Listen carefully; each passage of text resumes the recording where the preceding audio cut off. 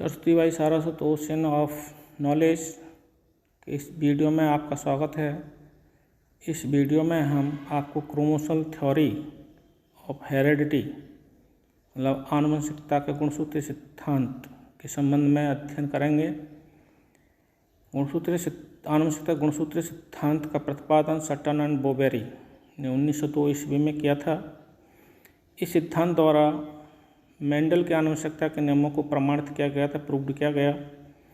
Mendel ने जो कहा था उसके बारे में क्योंकि चर्चाएं थी कि उसका फिजिकल बेस कुछ नहीं है। मेंडल ने केवल काल्पनिक की ही बात प्रस्तुत की गई है क्योंकि मेंडल को जीन भी नहीं मालूम थी और इनके समय तक जीन कोशिका की संरचना, न्यूक्लियस और क्रोमोसोम की स्ट्रक्चर वगैरह का ज्ञान प्राप्त हो चुका था। तो इन्होंने मेंडल के आनुवंशिकता के नियमों को प्रूव्ड किया, ठीक, अपने सिद्धांत द्वारा, और उसे नाम दिया आनुवंशिकता गुणसूत्रीय सिद्धांत। इन्होंने जो अपने सिद्धांत में बातें जोड़ी ऐड की वो थी, number 1, chromosomes are the carrier of Mendelian factors या जीन्स। मेंडल के जो फैक्टर नाम दिया था मेंडल ने, जीन जिन्हें कहा था, वो एक पीढ़ी से दूसरी पीढ़ी में क्रोमोसोम्स द्वारा जाते हैं, ठीक है। क्रोमोसोम्स द्वारा आनुवंशिक गुणों को या जीन्स को एक पीढ़ी से दूसरी पीढ़ी में पहुंचाया जाता है। दूसरा बिंदु, अलील्स और पेयर ऑफ फैक्टर्स और genes present on pairs of homologous chromosomes. बोले विपर्य लक्षण जीनों के कहाँ उपस्थित होते हैं? तो उन्होंने कहा कि जीन के विपर्य लक्षण समजात गुणसूत्रों के जोड़ों पर उपस्थित होते हैं, ठीक। तीसरा बिंदु है chromosome segregate during gamete formation. उन्होंने फैक्टर क्या जीन को सेपरेशन की बात की थी, पृथक्करण की बात की थी, युग्मकों की शुद्धता की बात की थी। तो यहाँ पर उन्होंने बताया कि chromosome segregate during gamete formation, युग्मक बनते समय क्रोमोसोम्स पृथक हो जाते हैं। होमोलोगस क्रोमोसोम्स मेटाफेज अवस्था के बाद जब एनाफेज अवस्था आती है तो एक पेयर एक तरफ चला जाता है और एक पेयर में से एक क्रोमोसोम्स एक तरफ जाता है, ठीक। इससे होमोलोगस जीन होती हैं या होमोलोगस क्रोमोसोम्स होते हैं या विपर्य जीन होती हैं, क्योंकि होमोलोगस क्रोमोसोम्स पर पाई जाती हैं, तो अलग अलग युग्मकों में जाती हैं, गैमेट्स में पहुँचती हैं। चौथा, क्रोमोसोम इंडिपेंडेंट एसॉर्ट ड्यूरिंग फर्टिलाइजेशन। अब बात ही क्रोमोसोम्स फिर जुड़ कैसे जाते हैं जीन्स या फैक्टर्स? तो उन्होंने कहा जैसे फर्टिलाइजेशन होता है तो मेल और फीमेल गैमेट मिलते हैं, तो होमोलोगस क्रोमोसोम्स मिल जाते हैं और ये स्वतंत्र रूप से मिलते हैं, इनमें कोई बाधा नहीं, कोई किसी भी जीन वाले युग्मक से मिल सकता है। इसलिए इंडिपेंडेंटली में स्वतंत्र अभियन का नियम यहाँ फर्टिलाइजेशन के साथ प्रमाणित किया जाता है। पाँचवा बिंदु, gene locate on chromosomes in linear order at fixed point loci. उन्होंने जीन कहाँ स्थित होती कहाँ है? तो बात इसका प्रमाण जीन क्रोमोसोम्स पर उपस्थित होती हैं रेखीय क्रम में, या जीन रेखीय क्रम में क्रोमोसोम्स पर उपस्थित होती हैं और जिस स्थान पर उपस्थित होती हैं उसे लोसी कहते हैं, ठीक। छठवां बिंदु, chromosome are the physical base of heredity और इनहेरिटेंस। तो इस नियम का आनुवंशिकता गुणसूत्रीय सिद्धांत का निष्कर्ष ये है कि क्रोमोसोम्स आनुवंशिकता के भौतिक आधार हैं। भौतिक आधार की आवश्यकता थी मेंडल के पास, कोई भौतिक आधार नहीं तो बताने के लिए कि कैसे होता है, किसके द्वारा होता है, लेकिन इन्होंने सटन और बोवेरी ने अपने गुणसूत्रीय सिद्धांत से बताया कि आनुवंशिक गुणों का स्थानांतरण, ठीक, जो होता है क्रोमोसोम द्वारा, आनुवंशिक लक्षण एक पीढ़ी से दूसरी पीढ़ी में क्रोमोसोम द्वारा पहुँचते हैं। तो ये क्रोमोसोम जो है हेरिडिटी या इनहेरिटेंस के भौतिक आधार बेस, फिजिकल बेस हो गए। इसके बाद gene group in number of haploid chromosomes in A individual और स्पीसीज। मतलब जीन ग्रुप क्या होता है? जीन ग्रुप का मतलब ये होता है कि किसी स्पीसीज में या जीव में जितने गुणसूत्र होते हैं उसके आधे है डिप्लॉइड सेल्स में, और हैप्लॉइड सेल्स में जितने गुणसूत्र होते हैं, जैसे मनुष्य में प्रत्येक सेल्स में, बॉडी सेल्स में 46 गुणसूत्र होते हैं और हैप्लॉइड सेट जो बनेगा 23 का बनेगा। तो मनुष्य में जीन ग्रुप जो है 23 हैं।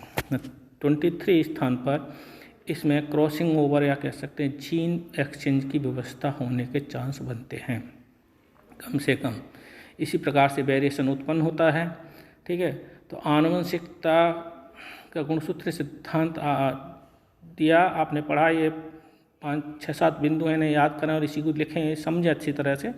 और इसके साथ ही ये जो देखें आप, यह आपका गुणसूत्र सिद्धांत के लिए इन्होंने डाइहाइब्रिड क्रॉस को दिखाया है, पर यहाँ पर संकेत की जगह पर गुणसूत्र लिए, क्रोमोसोम्स लिए हैं।